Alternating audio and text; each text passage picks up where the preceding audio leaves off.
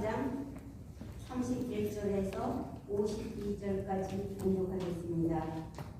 또 비유를 들어 이르시되 천국은 마치 사람이 자기 밭에 갖다 심은 겨자씨 하나 같으니 이는 모든 씨보다 작은 것이로되 자란 후에는 풀보다 커서 나무가 되매 공중의 새들이 와서 그 가지에 깃들이느니라.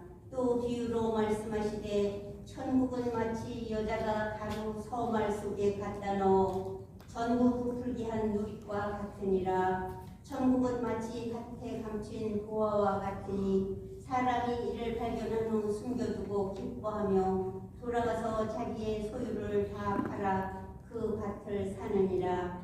또 천국은 마치 좋은 진주를 구하는 장사와 같으니 극히 값진 진주 하나를 발견하며 가서 자기의 소유를 다 팔아 그 진주를 사느니라.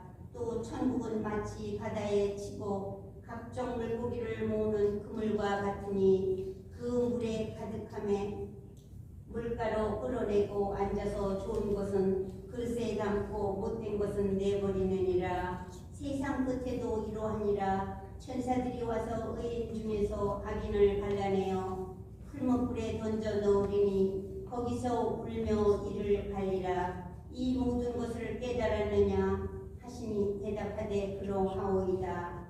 예수께서 이르시되 그러므로 천국의 제자된 서기관마다 마치 새 것과 옛 것을 그 곳간에서 내오는 집주인과 같으니라. 아멘.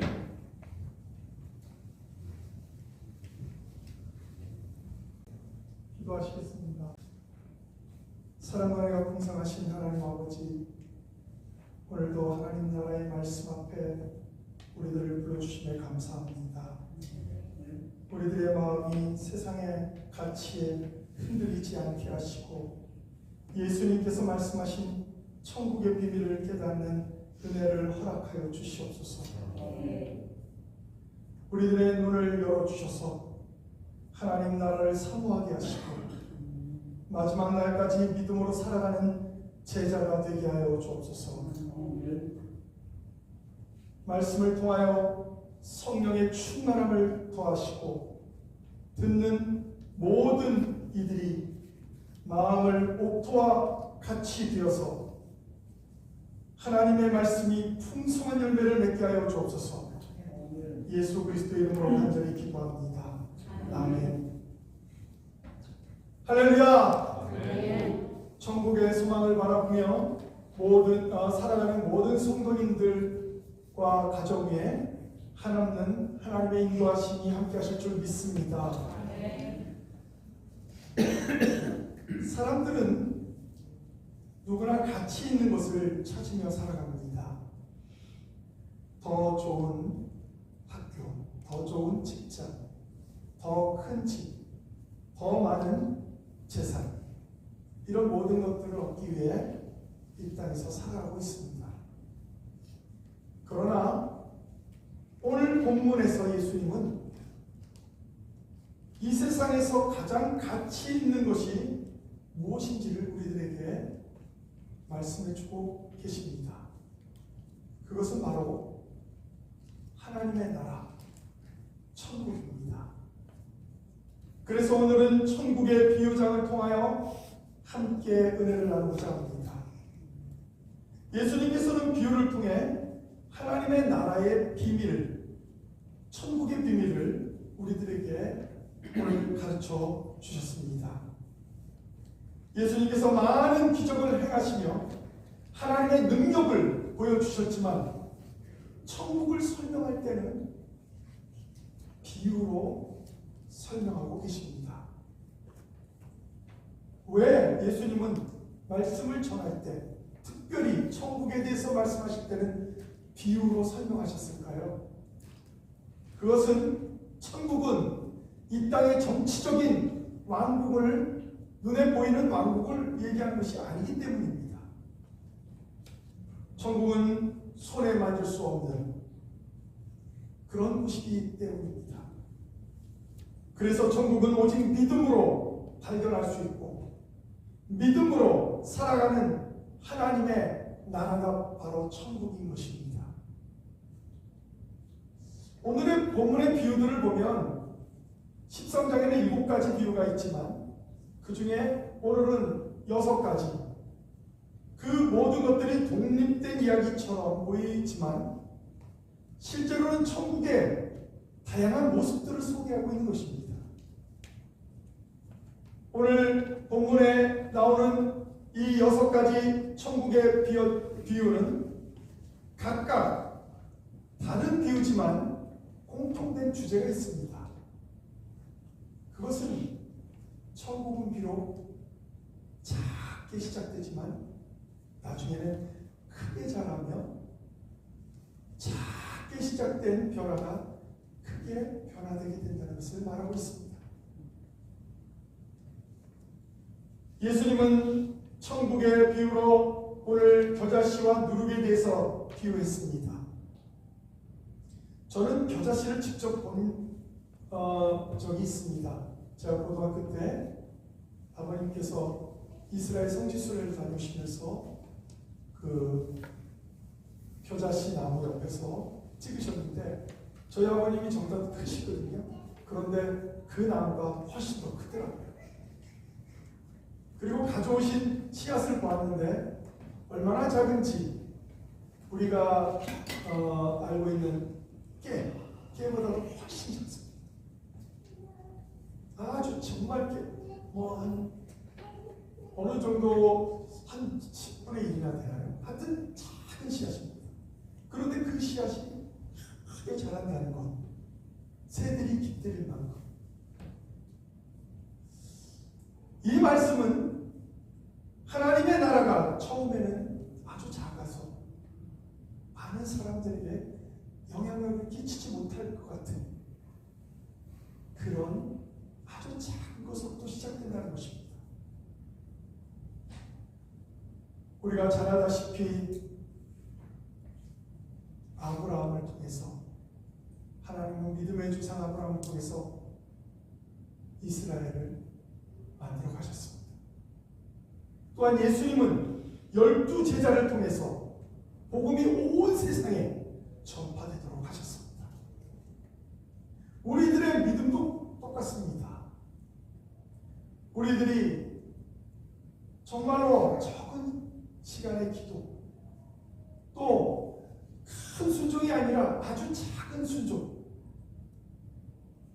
또 큰 사랑이 아니라 아주 작은, 남들이 알 수도 없는 그런 사랑의 실천을 통해서 하나님의 손에 그것이 붙들리게 되면 놀라운 열매를 맺습니다. 하나님은 결코 작은 것을 무시하지 않으십니다. 사람들은, 어쩌면 목회자들은, 어쩌면 교인들은 아주 작은 교회를 무시하지만 하나님은 큰 교회라고 위대하게 보고 작은 교회라고 무시하고 그렇게 내버려 두시는 분이 아니시라는 것입니다. 천국은 작게 시작되나 반드시 자라는 것이 천국이라고 성경은 말하고 있습니다. 우리들의 믿음은 작습니다. 우리들의 교회도 작습니다. 그러나 우리가 천국을 소망하며 살아가고 있다면 작은 것이라도 시작해야 합니다. 왜냐하면 그 작은 곳에서 하나님은 변화를 시작하시기 때문입니다. 그래서 오늘 예수님은 천국을 비유할 때 겨자씨와 누룩으로 비유하셨던 것입니다. 오늘 31절과 32절에 이렇게 말합니다. 천국은 마치 사람이 자기 밭에 갖다 심은 겨자씨 하나 같으니 이는 모든 씨보다 작은 것이로되 자란 후에는 나물보다 커서 나무가 되매 공중의 새들이 와서 그 가지에 깃들으니라. 사실 유대인 당시에, 예수님 당시의 유대인들은 이런 표현을 많이 썼다고 합니다. 겨자씨만하다, 그렇게 표현한 것은 가장 작다라는 어떤 관용적인 표현이었다고 합니다. 그런데 이 작은 씨가 자라면 어떻게 되느냐? 새들이 깃들 만큼 큰 나무가 된다는 것입니다. 이것은 예수님과 12제자로 시작된 하나님의 나라가 보잘것없이 보이는 시작에도 불구하고 온 세계를 품는 그런 하나님의 천국으로, 하나님의 나라로 자라게 될 것을 말씀하신 것입니다. 오늘 우리들의 상황을 살펴보면 참으로 여러 가지로 초라해 보이고 작게 보일 수도 있습니다. 그러나 하나님의 나라의 원리는 작음이라는 그것이 끝이 아니라고 말하고 있습니다. 우리 모두 작은 것이라도 순종하며 시작합시다. 그러면 하나님께서 분명히 잘하게 하실 줄 믿습니다. 천국은 아주 요란하게 임하는 것이 아닙니다. 죄요. 그러나 확실히 사람의 마음과 가정, 교회, 공동체 전체를 서서히 은밀하게 변화시켜 나가시고 우리 안에 예수님의 이야기, 복음이 들어왔다면 분명히 우리는 변화할 것입니다. 아무리 왁작지껄해도 우리 안에 예수님의 복음이 살아있는 하나님의 말씀이 들어오지 않았다면 우리는 변화되는 것처럼 보여도 그것은 얼마 지나지 않아 다 허무하게 시들어버릴 것입니다. 지금도 하나님은 작은 것을 통해서 역사를 이루시는 분이십니다. 예수님도 그러지 않았습니까? 오병이어 5개의 보리떡과 물고기 2마리, 그것도 상품성이 없는 물고기 2마리. 그들이 고기를 잡다가 상품성이 없는 고기들을 사람들로부터 가져가라고, 가난한 자들을 먹으라고 모아서 바닷가에 버립니다. 모아둡니다. 그러면 가난한 사람들은 그것을 가져가서 만드는데 오병 이후에 그 두 개의 물고기는 그렇게 상품성이 값지고, 보리떡은요 그때 당시에도 사람이 먹는 것이 아니라 가축들에게 먹는 쌀이었습니다. 그런데 그것을 가지고 그들은 떡을 만들었습니다. 어린아이, 가난한 어린아이의 보리떡 5개와 물고기 2마리. 성경에는 칠병이어도 나옵니다. 이건 어른의 식사입니다. 7개의 떡과 2마리의 물고기. 이런 작은 것을 통해서 장정만 5,000명을 먹이시고 12바구니가 납니다. 칠병이어를 통해서는 장정인 7,000명이 먹고 얼마가 남았습니까? 7광주리가 남았습니다.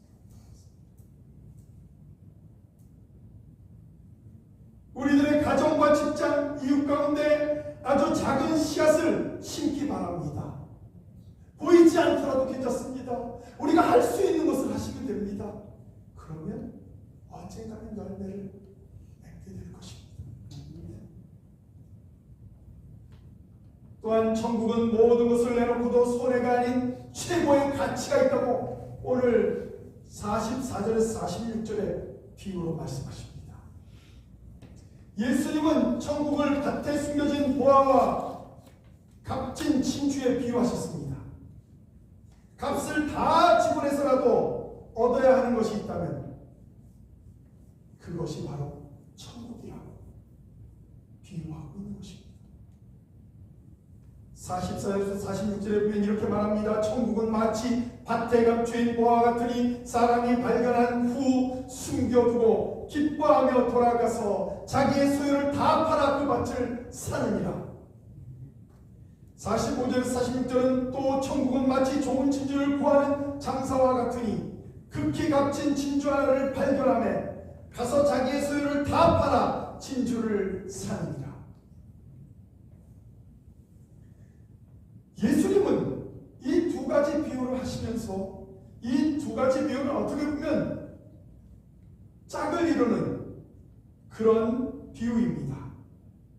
그런데요, 내용을 깊숙이 들어가 보면 귀한 것을 얻기 위해 자기 모든 것을 다 내어놓는다는 것입니다.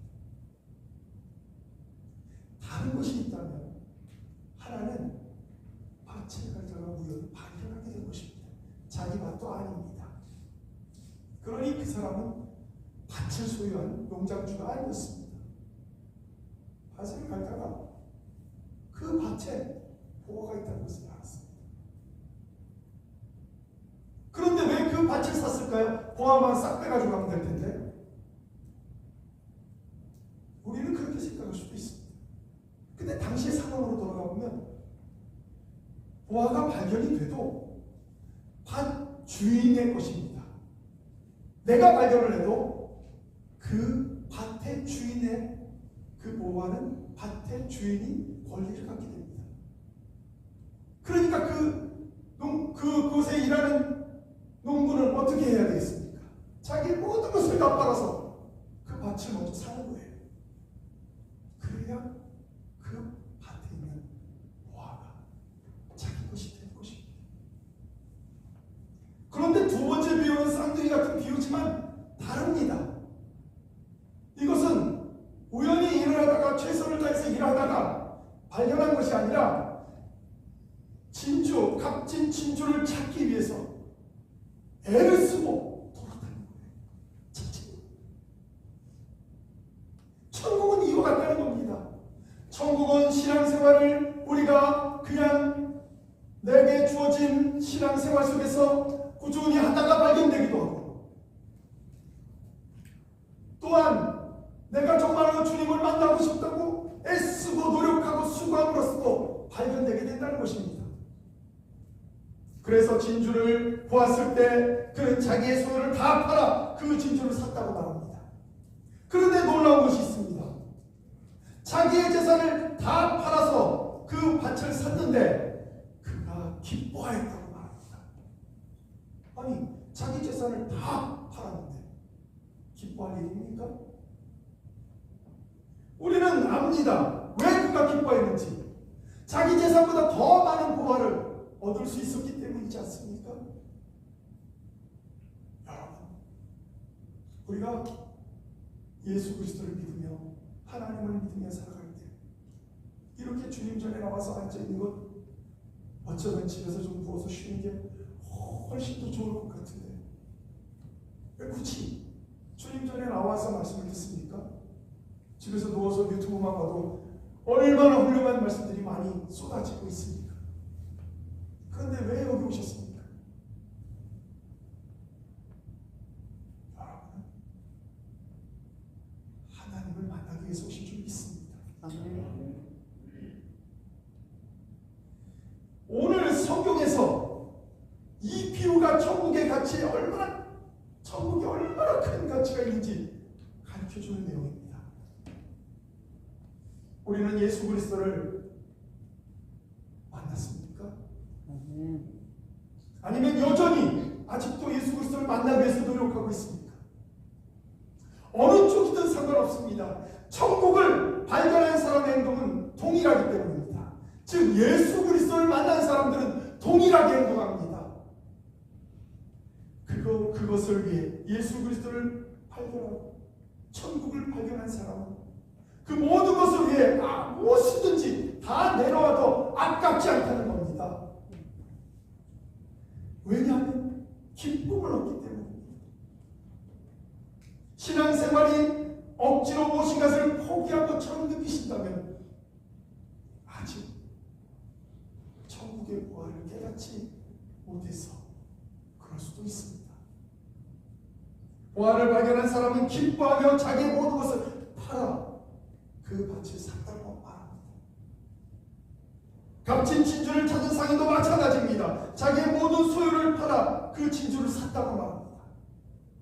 그들에게 있어서 그것은 결코 손해가 아니었습니다. 오히려 모든 소유를 팔아서 샀는데 그것이 이익이었다는 사실입니다. 그래서 그들에게 신앙생활의 기쁨이 넘친 겁니다. 목회자인 저도 목회를 하면서 너무 기쁠 때가 많지요. 그래서 목회자가 되기 위해 정말 오랫동안 공부하고 또 말씀을 연구하고 하지 않습니까? 그럼에도 불구하고 가끔씩 참으로 놀라운 일을 발견하게 됩니다. 예전에는 성탄절만 되면 그렇게 기뻤습니다. 예수 그리스도를 생일이니까 얼마나 기쁘겠습니까? 나이가 들면서 성탄절이 되는데 기쁜 것이 아니라 부담만스럽습니다. 물론 얼마 전서부터 저는 회복이 되었습니다. 몇 년 전서부터 회복이 되었지만 그런 제 모습을 발견할 때마다 내가 혹시 천국을 소망하는 그런 삶을 살고 있는가? 내 자신을 돌이켜보게 됩니다. 천국은 미래에 우리가 가야 할 그 천국을 소망을 말도 하지만 현재 이곳에서도 그 천국의 소망을 이루며 우리는 살아가야 합니다. 아멘. 주님이 그렇게 사셨기 때문입니다.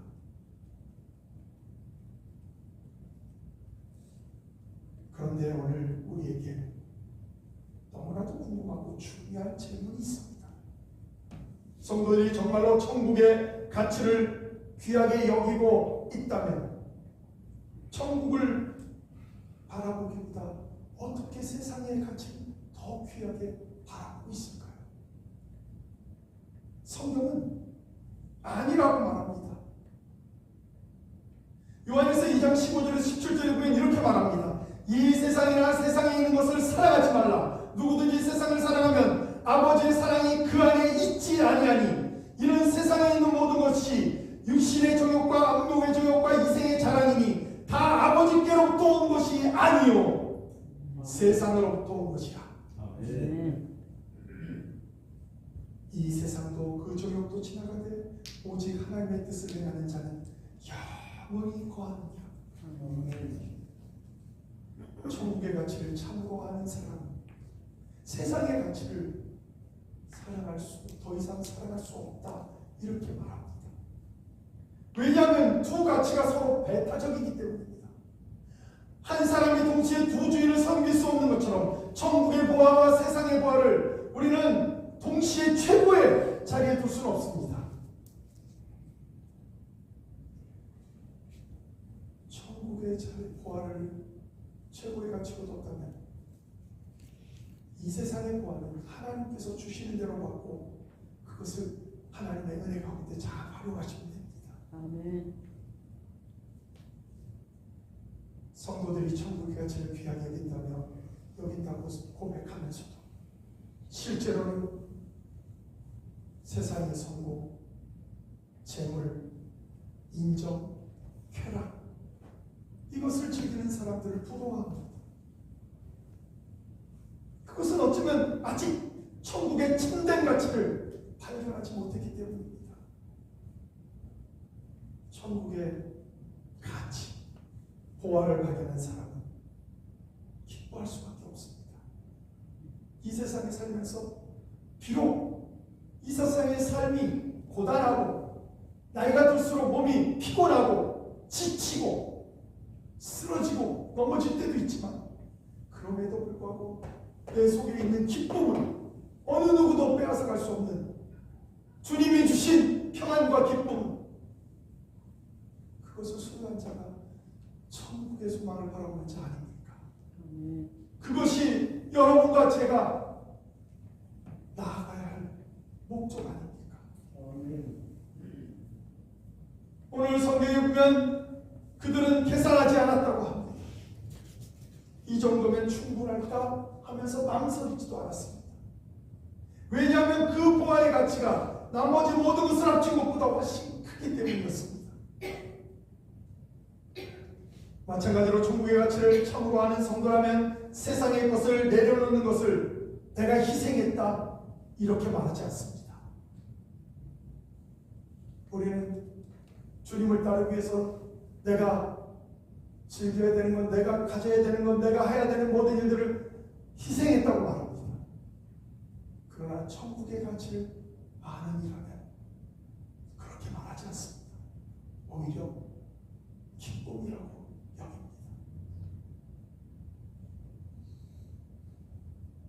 우리가 진정으로 천국의 가치를 귀하게 여긴다면 세상의 가치를 더 사랑하는 것은 불가능해집니다. 오히려 세상의 것을 내려놓을 때 우리 속에는 기쁨이 넘치고 새 천국의 소망은 더 선명해질 것입니다. 오늘 우리의 마음을 다시 한번 점검해 봅시다. 우리는 정말 천국의 부활을 발견했습니까? 값진 진주를 찾았습니까? 하나님의 말씀 속에서 정말 살아있는 말씀을 찾았습니까? 그래서 그것을 먹을 때 우리는 목이 마르지 아니하고 영원히 생수를 마시는 것처럼 그렇게 기쁨이 넘칩니까? 아직도 찾지 못했다면 성령의 은혜를 구하시기 바랍니다. 그러나 찾았다면 우리는 모든 것을 내어놓고 아버지께서 주시는 귀한 은혜 속에, 보화 속에, 축복 속에 살아가시는 우리 모두가 되기를 주님의 이름으로 축원합니다. 아멘. 마태복음 6장 22절에 이렇게 말합니다. 내 보물이 있는 그곳에는 내 마음도 있느니라. 예수님은 우리에게 말씀하십니다. 천국은 인생의 최고의 보화이며 최고의 진주라고 말합니다. 신앙생활은 무언가를 잃는 삶이 결코 아닙니다. 오히려 신앙생활은 더욱 귀한 것을 얻는 삶을 말합니다. 그래서 사도 바울은 이렇게 고백합니다. 내가 그리스도를 얻기 위해 내가 가지고 모든 것을 해로 여겼다. 그렇습니다. 우리 모든 것을 다 주님 앞에 내어놓읍시다. 천국은 마지막에 완전한 심판과 구원을 이룹니다. 오늘 성경에도 나오지 않습니까?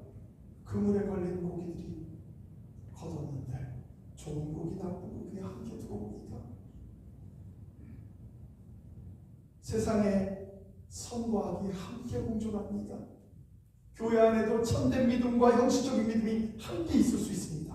그러나 반드시 마지막 날에는, 심판 날에는 구별되게 될 줄 믿습니다. 아멘. 그래서 천국은 사랑만 외치는 곳이 아닙니다. 천국은 사랑과 더불어 하나님의 공의가 완성되는 나라입니다. 그러므로 우리는 오늘을 영원히 준비하는 삶을 살아가시길 주님의 이름으로 축원합니다. 기도하시겠습니다. 사랑의 하나님 아버지, 오늘 예수님께서 들려주신 7가지 천국의 비유를 통하여 그 중에 6가지를 우리가 함께 나눴습니다. 하나님 나라의 귀한 비밀을 깨닫게 하시니 감사드립니다. 우리들의 믿음이 겨자씨처럼 작을지라도 하나님께서 크게 자라게 하실 줄 믿습니다. 세상의 어떤 보화보다도 하나님 나라를 더 귀하게 여기며 기쁨으로 주님을 따르게 하여 주시옵소서. 그리하여 마지막 심판날을 늘 기억하게 하시고 거룩한 삶을 살게 하시며 하나님 천국의 아버지 제자가 된 서기관들처럼 새것 예수님이 전한 복음과 옛것 아버지 구약 성경의 말씀을 잘 가지고 이 땅에서 살아가기에 인도하여 주시옵소서. 아멘. 우리의 가정과 교회가 하나님의 나라를 드러내는 공동체가 되게 하시고 우리들의 삶을 통하여 많은 사람들이 천국의 기쁨을 발견하게 하옵소서. 아멘. 예수 그리스도의 이름으로 간절히 기도합니다. 아멘. 아멘.